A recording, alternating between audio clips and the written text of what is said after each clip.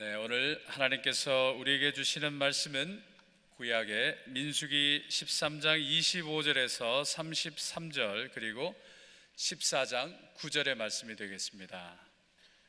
성경 217면 쪽에 있습니다. 민수기 13장 25절에서 33절 그리고 14장의 9절을 우리 다 같이 합독하겠습니다. 40일 동안 땅을 정탐하기를 마치고 돌아와 바란 광야 가데스에 이르러 모세와 아론과 이스라엘 자손의 온 회중에게 나와 그들에게 보고하고 그 땅의 과일을 보이고 모세에게 말하여 이르되 당신이 우리를 보낸 땅에 간즉 과연 그 땅에 젖과 꿀이 흐르는데 이것은 그 땅의 과일이니이다. 그러나 그 땅 거주민은 강하고 성읍은 견고하고 심이 클 뿐 아니라 거기서 아낙 자손을 보았으며 아말렉인은 남방 땅에 거주하고 헷인과 여부스인과 아모리인은 산지에 거주하고 가나안인은 해변과 요단가에 거주하더이다. 갈렙이 모세 앞에서 백성을 조용하게 하고 이르되 우리가 곧 올라가서 그 땅을 취하자 능히 이기리라 하나 그와 함께 올라갔던 사람들은 이르되 우리는 능히 올라가서 그 백성을 치지 못하리라. 그들은 우리보다 강하니라 하고 이스라엘 자손 앞에서 그 정탐한 땅을 악평하여 이르되 우리가 두루 다니며 정탐한 땅은 그 거주민을 삼키는 땅이요 거기서 본 모든 백성은 신장이 장대한 자들이며 거기서 네피림 후손인 아낙 자손의 거인들을 보았나니 우리는 스스로 보기에도 메뚜기 같으니 그들이 보기에도 그와 같았을 것이니라. 14장 9절이요 다만 여호와를 거역하지는 말라. 또 그 땅 백성을 두려워하지 말라. 그들은 우리의 먹이라. 그들의 보호자는 그들에게서 떠났고 여호와는 우리와 함께 하시느니라. 그들을 두려워하지 말라 하나. 아멘. 네, 이제 정인수 담임 목사님 나오셔서 하나님 중심의 정체성으로 살자는 말씀 전할 때 큰 눈에 임하시기 바랍니다.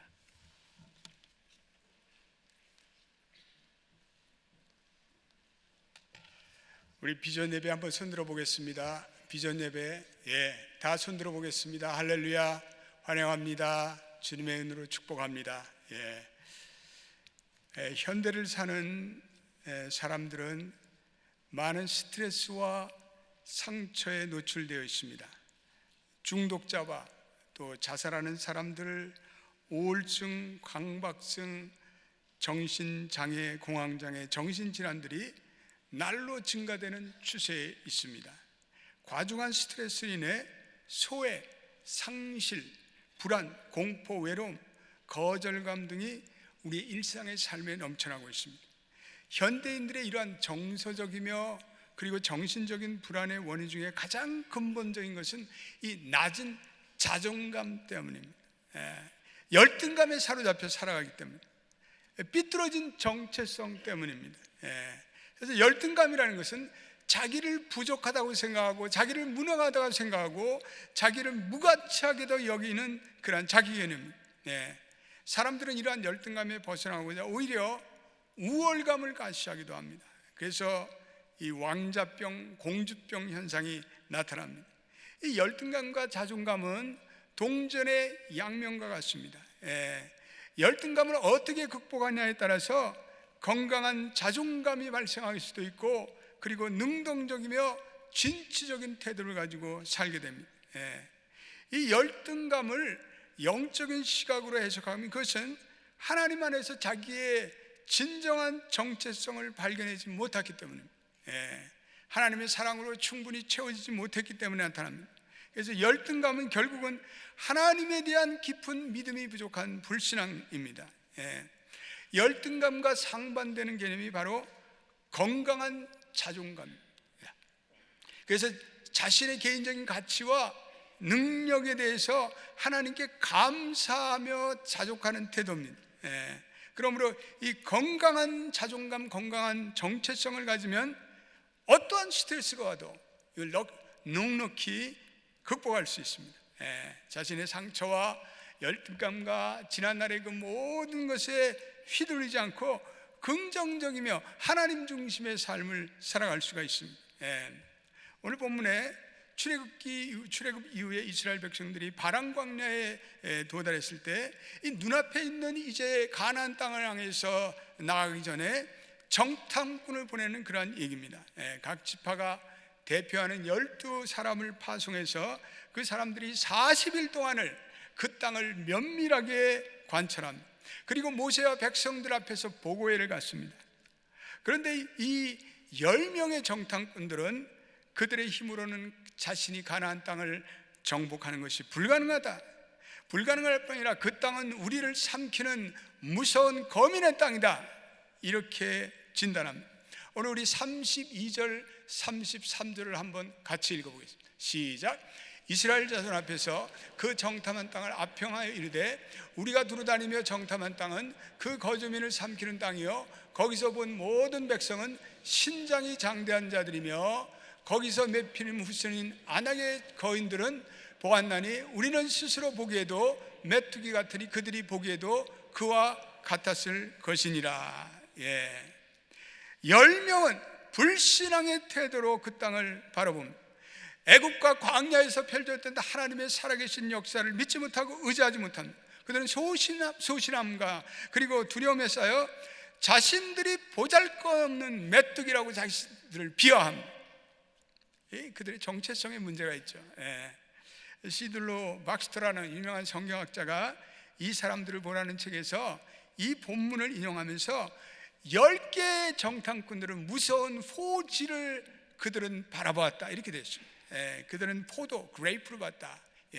그들이 가나안 땅에서 그 포도 한 송이를 이렇게 드는데 사람들이 이렇게 지게를 쥐고 드는 그런 엄청난 포도를 보았습니다. 또 그들은 큰 성읍 그레이트 시드를 보았다. 그들은 자이언트를 보았다. 그리고 마지막으로 그들은 자기 자신들을 메뚜기로 그레스 샤퍼로 보았다. 이렇게 이 성경에 보면은 메뚜기를 황충이라고 부릅니다. 이 황충이라는 것 아주 부정적인 이미지를 그리고 있습니다. 히브리에서 메뚜기를 하가브라고 하는데 이건 덥다 이런 뜻입니다. 메뚜기가 하늘을 나를 때 때를 지어서 하늘을 가릴 정도로 몰려다니는 속성을 얘기합니다. 이 메뚜기는 하늘을 가립니다. 우리가 믿음 생활하면서 우리가 담대하게 되지 못하는 이유 중에 하나는 우리가 인간적으로 우리의 좁은 생각과 우리의 그 얄팍한 생각에 매몰되어 살아가기 때문에 하나님의 큰 어떤 경륜과 하나님의 큰 뜻을 보지 못하기 때문에 그렇습니다. 인간의 생각을 먼저 구할 때 사람들은 소심해집니다. 담대한 하나님의 사람이 되지 못합니다. 만나를 주시고 불기둥과 구름 기둥으로 그들을 인도하신 기적의 하나님을 보지 못합니다. 항상 눈앞에 있는 고난과 그리고 어려움을 불평하며 눈이 어두워 하나님의 그 큰 뜻을 보지 못하는 사람들을 가리켜서 그들은 메뚜기 멘탈리티를 가졌다 이렇게 얘기합니다. 두 번째, 성경에 나타난 이 메뚜기라는 것은 배부른지도 모르고 마구 갉아먹는 그러한 히브리 말로서 가잠이라는 단어를 쓰고 있습니다. 파괴자, 메뚜기는 배부른지를 모릅니다. 자족할지를 모릅니다. 그래서 날아다니면서 모든 것을 탐식하는 그러한 특성을 가지고 있습니다. 이스라엘 민족이 애굽의 압자에서 풀려나와 자유를 누리는 것을 감사하고 그리고 광야의 생활을 인도하신 하나님께 감사해야 되는데 그들은 계속 무엇을 달라고 불평하며 그리고 불평하는 것 바로 탐욕을 부리는 것, 이 메뚜기 멘탈리티를 말합니다. 세 번째, 무리를 지으며 불평하는 속성을 나타내는 아르베라는 단어를 사용하고 있습니다. 이는 믿음과 희망을 상실한 그러한 집단을 의미합니다. 그래서 민수기 14장 1절에 이러한 말이 나옵니다. 민수기 14장 1절 시작. 온 회중이 소리를 높여 부르짖으며 백성이 밤새도록 통곡하였다. 10명의 부정적인 보고를 듣고 이스라엘 모든 백성들이 밤새도록 통곡하며 이제 우리는 망했다 그러는 거예요. 마치 메뚜기가 집단으로 이동하면서 하나님의 백성의 정체성을 잃고 우왕좌왕하는 그러한 모습을 연상케 합니다. 바로 메뚜기의 멘탈리티. 이스라엘 백성들은 모이기만 하면 탐지한 땅을 악평합니다. 차라리 애굽에서 우리가 죽었다면 이러한 일이 벌어지지 않았을 텐데 껄껄합니다. 철저히 과거 지향적입니다. 그때 그 인간을 안 만났더라면 내가 오늘 이렇게 되지 않았을 텐데, 그때 내가 미국에 오지 않았으면 좋았을 걸, 그때 내가 그 사업을 시작하지 않았으면 좋았을 걸. 밤낮 과거를 되돌아보면서 껄껄하는 사람들이 있어요. 부정적인 사고, 과거에 사로잡혀 과거 지향적인 사람, 철저히 부정적인 언어를 내뱉습니다. 우리 14장 2절과 3절을 보면 계속 그들은 옛날을 생각합니다. 2절도 한번 읽어보겠습니다. 시작.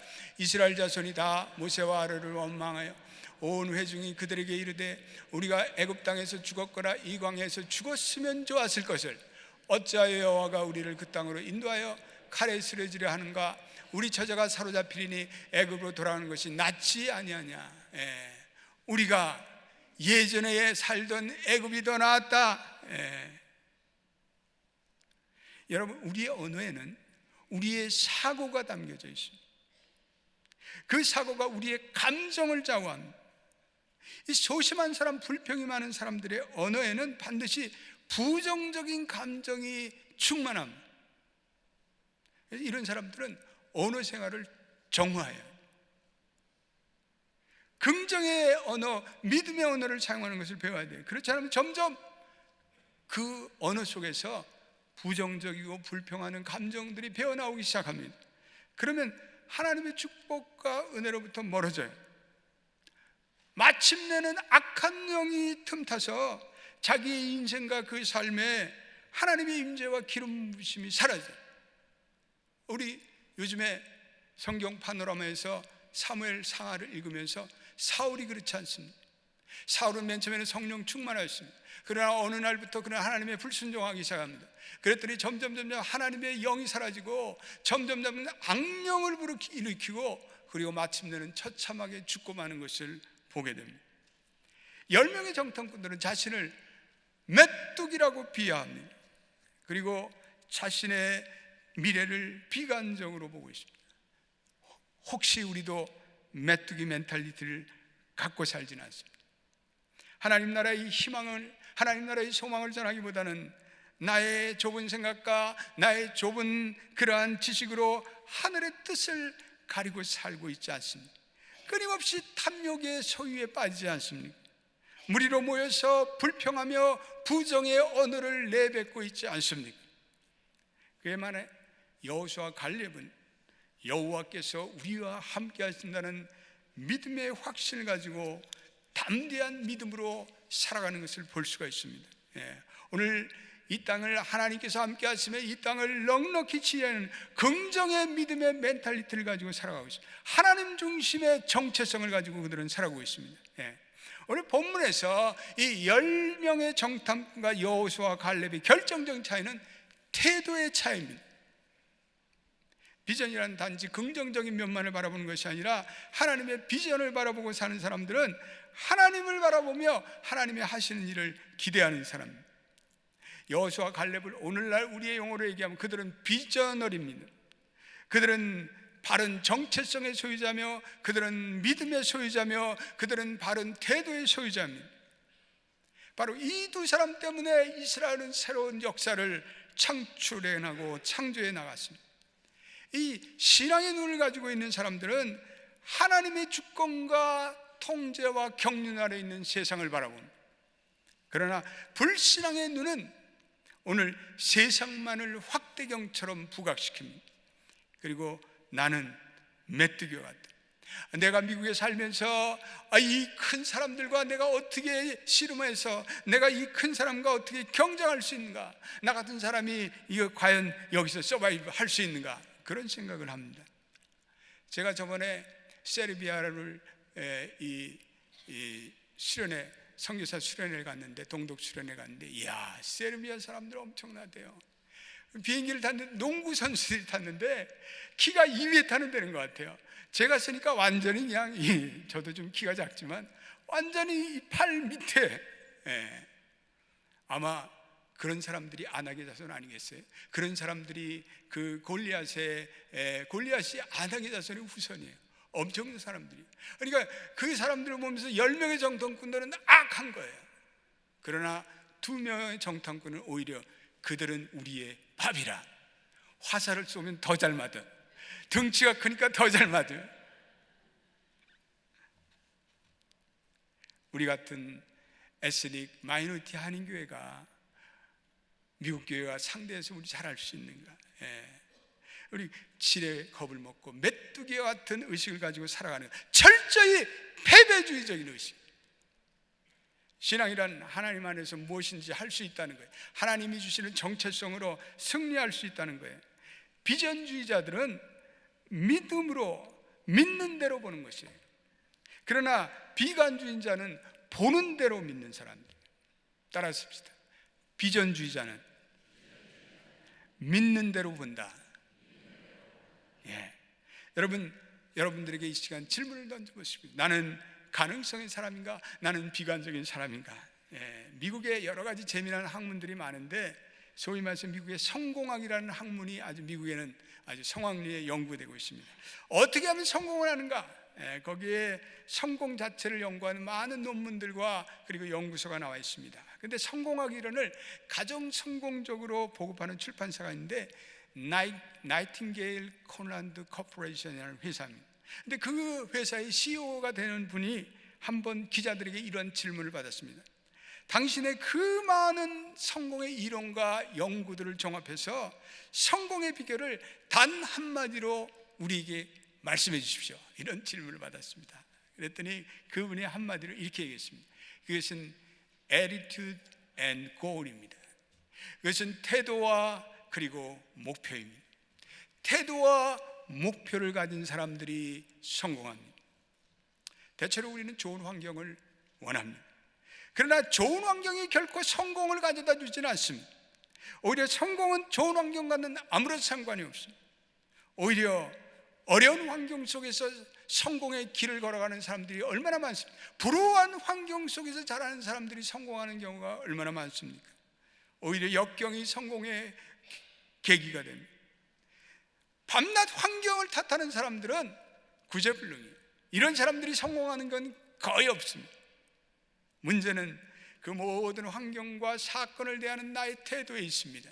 우리가 신학교에서 졸업할 때 우리 총장님이 우리에게 명연설을 했는데 그분이 이런 얘기를 하시더라고요. Attitude is everything.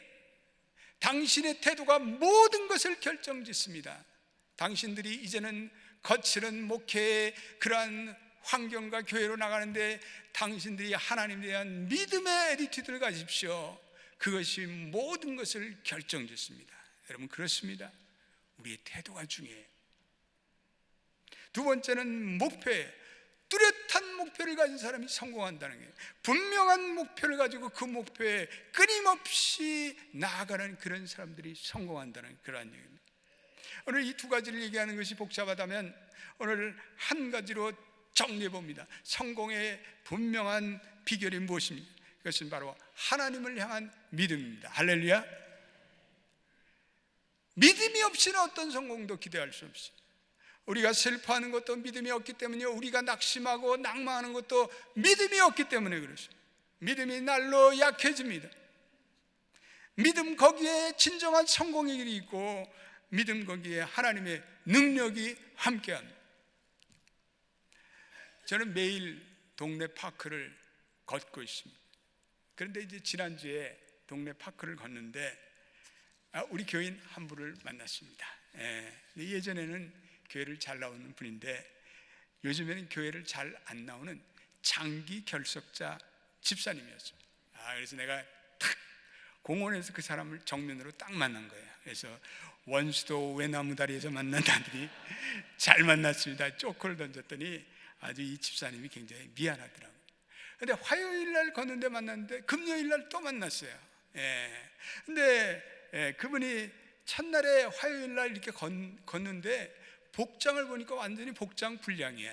아니, 파크에서 걷는 사람이 구두를 신고 그리고 양복 바지를 입고 그리고 걸으셨어요. 근데 제가 그 순간에 why? 왜 이 사람이 무엇 때문에 그 구두를 신고 양복을 입고 걸을 정도로 왜 이렇게 파크에서 걸어야만 했을까? 흥미로웠어요. 근데 두 번째 금요일 날 엊그제 만났어요. 그래서 내가 그 자리에 서서 좀 그날은 오랜 대화를 좀 나누기 시작했습니다. 그 집사님이요, 자기에게 최근에 일어났던 일을 저에게 솔직하게 고백해 줬습니다. 그분이 그 미국 회사에 아주 높은 관리로 계시는 분이에요. 근데 어느 날부터 자기의 몸에 이상이 생기기 시작했다. 혈압이 올라가. 그리고 정신적인 그러한 이 불안 증세가 시작되고 최근에는 통풍이 심하게 오기 시작했다는 거예요. 그게 무언가 잘못해도 한참 잘못되기 시작했다는 걸 깨닫는 거예요. 그러니까 자기가 이렇게 하다 죽을지 모르겠다, 이런 말할 수 없는 불안이 자기에게 찾아왔다는 거예요. 그러면서 도대체 뭐가 잘못됐을까? 그게 자기 반성을 하는데, 그러다 보니까 이게 예배를 소홀히 한 게 문제가 아니었는가. 예전에는 새벽 기도를 그렇게 열심히 나갔는데 새벽 기도를 나가지 않고, 그러다 보니까 공원에서 목사님을 다 만나고, 이거 맞다, 맞아. 이게 몸을 보니까요, 몸이 너무 비대해 있어요. 그래서 집사님, 내 몸매를 봐. 내가 얼마나 날씬해. 내가 음식의 얘기를 해줬습니다. 식생활 개선의 얘기를 해줬습니다. 운동하는 것이 얼마나 중요하다는 것을 얘기했습니다. 그러나 가장 중요한 것은 집사님 믿음이야. 믿음이 집사님의 삶에 빠지기 시작한 것, 그때부터가 위기야. 집사님 이렇게 믿음 생활 안 하고 이렇게 계속해서 무절제한 삶을 살면 집사님은 아버지보다 일찍 죽어. 내가 그 아버지 장례식 치러드렸거든요. 그랬더니 집사님이, 목사님 맞습니다. 내가 가장 중요한 내 영적 생활에 문제가 생기기 시작했습니다. 믿음이 그 집사님의 중심의 삶에 빠졌네. 그분이 동의하는. 그래서 목사님 이번 주부터 교회 나가겠습니다. 오늘 나오신 줄로 믿습니다. 여러분, 믿음의 삶은 실로 중요합니다. 하나님을 향한 믿음이 빠진다면 우리의 인생의 모든 것이 흔들리기 시작합니다. 믿음이란 우리의 삶의 중심을 잡아주기 때문입니다. 믿음이란 우리의 삶의 방향성을 잡아주기 때문입니다. 믿음의 삶은 우리의 삶의 질서를 주기 때문입니다. 믿음의 삶은 우리의 삶의 내면의 평안을 가져다 주기 때문에 그렇습니다. 믿음이 있어야 우리의 삶에 하나님의 은혜가 흐르는 줄로 믿습니다. 믿음이 없는 비관주의자들은 하나님을 바라보기보다는 문제를 확장합니다. 문제를 과장합니다. 오늘 아까 우리가 읽은 13장 31절 32절에 보면, 거기에 보니까 문제를 문제시하면 정말 큰 문제. 10명의 정탐꾼들은 계속해서 악평을 하고 과장을 하고, 그 땅은 거민을 삼켜버리는 땅이다. 그 거인들에 비하면 우리는 메뚜기 같다. 하나님이 주시는 정체성을 잊어버리고 자기 자신을 메뚜기 같다고 비하하고, 그리고 낮추고, 그리고 학대합니다. 이건 병든 정체성이죠. 그러나 믿음의 사람은 하나님 보시기에, 하나님이 보시는 자기를 파악하고 하나님 중심의 정체성을 가지고 살아갑니다. 오늘 부정적인 사람들이 소리를 높여 애곡합니다. 통곡합니다. 우리가 왜 여기에 왔을꼬, 애굽으로 되돌아갈 걸. 그러나 믿음의 사람들은 옷을 찢으며 그들 앞에 담대히 이렇게 말합니다. 8절과 9절을 우리 한번 읽어보겠습니다. 귀한 말씀 시작. 여호와께서 우리를 기뻐하시며 우리를 그 땅으로 인도하여 들으시고 그 땅을 우리에게 주시리라. 이는 과연 젖과 꿀이 흐르는 땅이니라. 다만 여호와를 거역하지는 말라. 또 그 땅 백성을 두려워하지 말라. 그들은 우리의 먹이라. 그들의 보호자는 그들에서 떠났고 여호와는 우리와 함께 하시느니라. 그들을 두려워하지 말라 하나. 할렐루야. 얼마나 믿음의 언어에 펄어야 돼요. 그들은 우리의 밥이라. 그들의 보호자는 그들에게서 떠났고 여호와는 우리와 함께 하시니라. 그들을 두려워하지 말라. 온갖 믿음의 언어로 가득 차 있습니다. 여호와께서 우리를 기뻐하시면 그 땅을 우리에게 주시리라. 한마디로 믿음의 언어, 긍정의 언어가 충만합니다. 그들은 우리의 밥이라. 사랑하는 교회 여러분, 그들은 우리의 밥이라는 그러한 자신만만한 인생관을 가지고 사시는, 믿음의 인생관을 가지고 사시는 여러분 되시기를 주의 이름으로 축원합니다. 환경은 어렵지만 하나님이 도우시며 어떠한 장애물도 극복할 수 있다. 그러니까 하나님을 의심하지 말라. 믿음으로 나아가면, 하나님의 힘으로 나아가면 이 땅이 우리 땅입니다. 이 땅이 미국 사람 땅입니까? 이 땅은 하나님이 함께 하시는 사람의 땅인 줄로 믿습니다. 우리가 인생의 도전을 해석하는 방식에 따라서 우리의 신앙이 나타나기도 하고 불신앙이 드러나기도 합니다. 사실을 모으는 것은 별로 중요한 것이 않습니다. 중요한 것은 그 사실들을 어떻게 해석하느냐에 달려 있습니다. 가장 중요한 것은 하나님이 우리로 하여금 승리로 있을 수 있는, 하나님이 우리와 함께 하신다는 그 사실을 망각하는 것, 그것이 불신앙이에요. 가데스는 이 불신앙과 신앙의 전쟁터였습니다. 부정적인 보고와 믿음의 보고, 그리고 부정적인 반응과 믿음의 반응이 대립되었습니다. 그 기준선은 믿음이었습니다. 아무리 현실이 어렵고 아무리 현실이 막막해도 믿음이 있으면 된다는 거예요. 하나님은 그것을 시험하였습니다. 시험에 합격한 사람들은 다 가나안에 들어갔습니다. 그러나 불합격한 사람들은 그 땅에 가지 못하고 다 광야에서 죽었습니다. 광야에서 다 시체가 되고 말았습니다. 더구나 부정적인 소식을 퍼뜨린 그 10명의 정탐꾼들은 그 자리에 재앙을 만나 죽음을 당합니다. 불신앙의 대가죠. 불신앙의. 여러분, 목회를 하면서 목회자들이 저에게, 이런 목회자들에게 충고를 합니다. 실패를 두려워하면서 아무것도 하지 못하는 목회자가 되기보다는 차라리 위대한 일을 하면서 실패하는 목회자가 되십시오. 저희 교회를 방문하시는 그런 분들이 종종 그런 얘기를 해요. 아유, 목사님, 이 연합교회는 무슨 일을 해도 다 되겠습니다. 이 교회는 이렇게 교인들이 많고 시설도 이렇게 좋기 때문입니다. 제가 그 말씀하시는 그분들에게 이렇게 얘기해요. 제발 당신의 교회에서 안 된다는 말은 입에도 꺼내지 마십시오. 환경의 탓을 하지 마십시오. 우리 연합교회도 맨 처음부터 이런 교회가 된 것 아닙니다. 우리 연합교회도 다 개척교회의 시절을 거쳤어요. 시험도 많았고 환난도 많았고, 그래서 여기까지 온 겁니다. 시도하다가 실패하는 것은 전혀 잘못이 없습니다. 그러나 시도조차 안 하는 것이 진정한 실패입니다. 위대한 것을 시도하다가 실패도 상관이 없습니다. 그 실패가 우리에게 진정한 교훈이 되기 때문입니다. 그렇습니다. 갈렙과 여호수아를 통해서 우리는 배워야 합니다. 주 안에서 모든 상황을 믿음의 상황으로 해석하고 바라보는 믿음의 인생이 되는 것은 얼마나 중요한지. 박스터라는, 아까도 조금 말씀드린 그분이 이런 시 한 편을 우리에게 주고 있습니다. 의심은 장애물을 보지만 믿음은 열린 길을 보내. 의심은 캄캄한 밤을 보지만 믿음은 밝은 낮을 보내.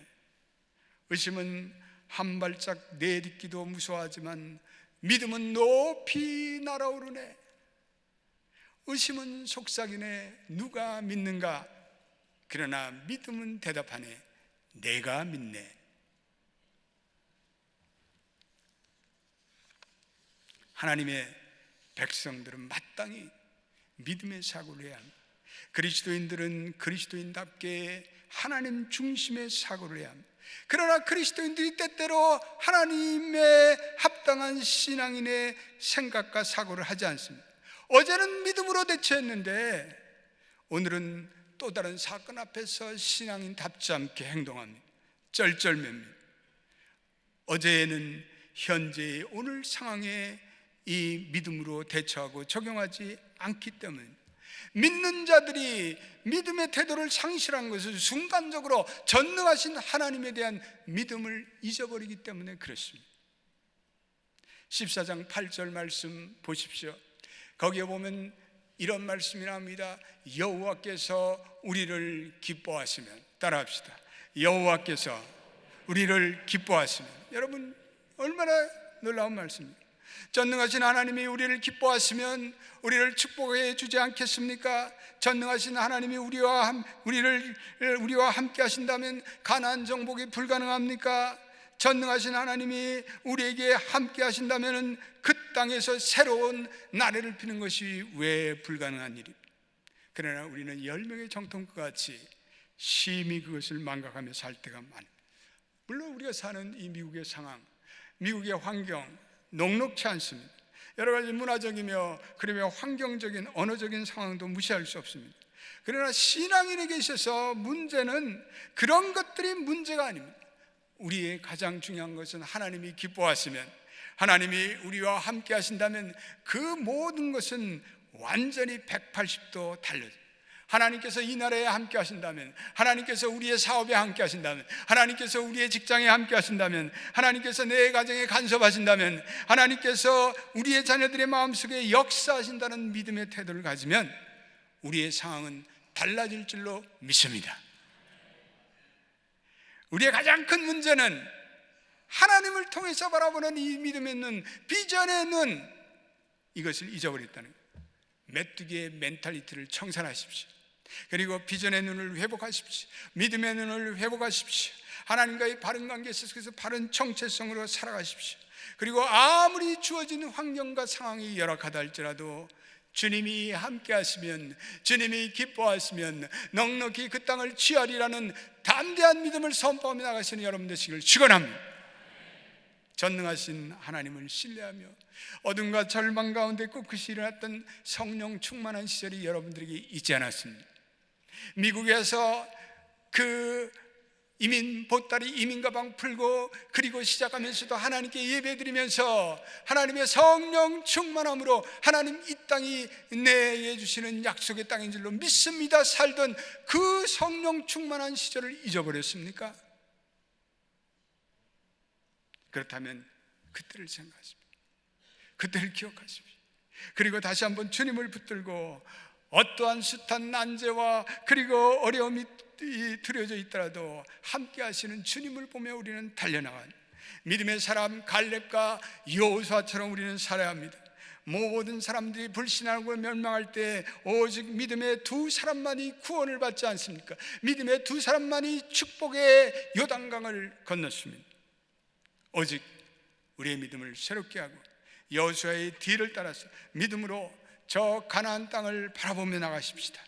오늘 우리에게 주시는 이 미국 땅, 이것은 백인들의 땅도 아니고 흑인들의 땅도 아니고 이 땅은 하나님을 믿는 하나님의 백성을 위한 자선만대 주시는 축복의 땅인 줄로 믿습니다.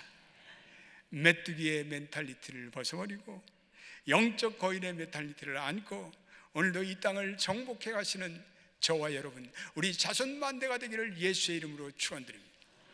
기도하겠습니다. 하나님이 기뻐하신다면, 하나님이 허락하신다면, 하나님이 우리와 함께 하신다면 우리는 얼마든지 해낼 수가 있습니다. 우리는 때때로 우리 자신들을 비하하는 메뚜기의 멘탈리티가 있지 않습니까?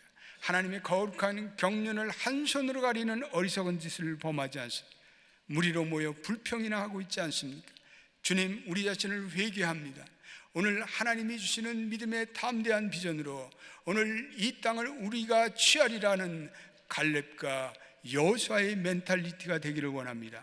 하나님의 백성의 바른 정체성의 멘탈리티를 가지고 살게 되기를 원합니다. 우리 연합교회를 지난날 이렇게 어려운 가운데 오늘 이러한 창대한 교회로 만드신 하나님을 찬양하며 온 성도들이 하나님이 주신 축복을 나누며 계속해서 믿음의 여정길을 걸어나가게 되기를 원합니다. 이 땅이 하나님 자손 만대 우리에게 주신 축복의 땅임을 선포하며 그리고 우리의 자녀들과 함께 이 땅을 계속해서 믿음으로 걸어나가는 담대한 연합의 성도들이 되기를 원합니다. 예수님의 이름으로 기도드립니다. 아멘.